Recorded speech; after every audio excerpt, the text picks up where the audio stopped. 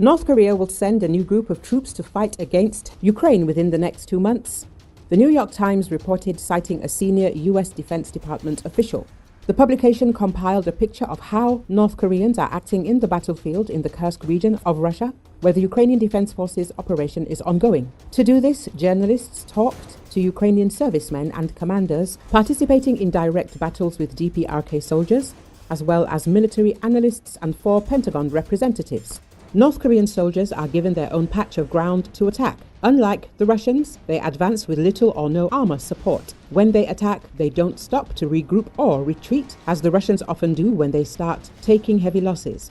Instead, they move through mine-strewn fields under heavy fire and send out a wave of 40 or more soldiers, the publication says. It is also stated that when the North Koreans capture a position, they do not try to consolidate it, leaving this task to Russian reinforcements. They themselves retreat and prepare for a new attack. The North Koreans essentially operate as a separate fighting force with distinct language, training and military culture, Ukrainian military and US officials say. In part, these are 2 different armies that have never trained or operated together.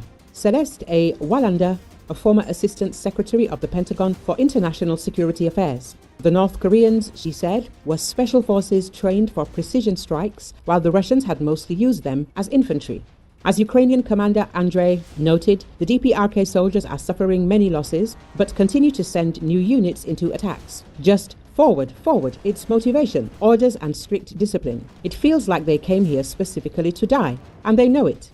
He added that the North Koreans should not be underestimated. According to him, they had no combat experience before, but now they are acquiring it and are becoming very strong. The shock brigade tactic, where soldiers advance without worrying about the chaos that awaits them, is widely used in North Korean military training and propaganda.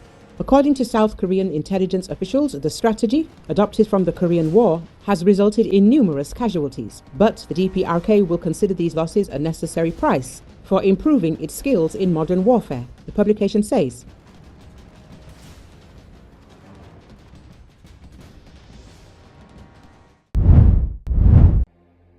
President Volodymyr Zelensky has claimed a contingent of at least 200,000 international soldiers would be needed to guarantee Ukraine's security in any ceasefire with Russia. According to Associated Press, Zelensky made the comments on Tuesday on the sidelines of the World Economic Forum in Davos. He said 200,000 troops would be the minimum required to deter any further aggression from Moscow. Zelensky has argued without such security guarantees from its allies, it is only a matter of time until Russia invades again. It's not about somebody who is just staying and something like some forces. No, I am not supportive of this idea.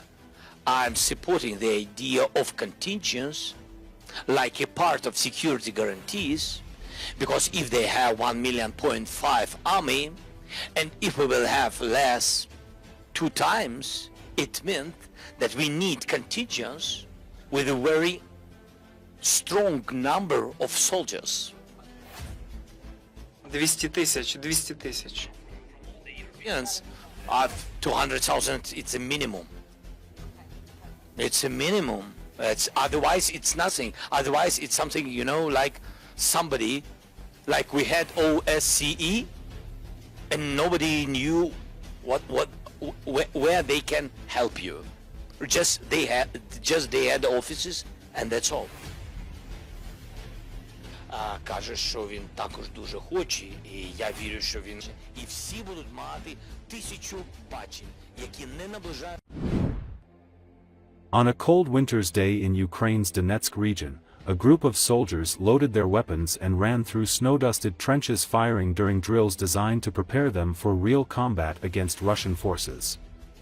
According to Associated Press, the men from the 24th Mechanized Brigade, named after King Danilo, are a combination of both new recruits who have never seen battle and others who have been transferred from rear positions to train for the front line.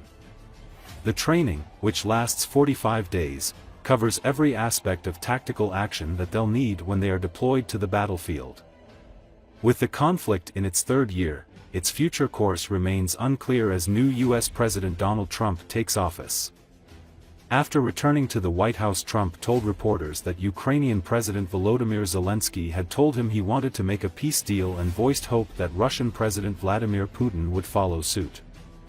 Trump said that Putin would be destroying Russia by failing to make a deal, pointing out Russia's economic troubles, including high inflation.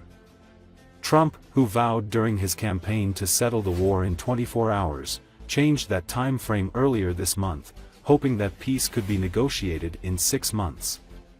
His nominee for envoy to Ukraine, Keith Kellogg, says a deal could be brokered in 100 days. Already, the current president of the United States, Mr. Trump, can stop this war, and we all understand that, said one serviceman who goes by the call sign Kurt.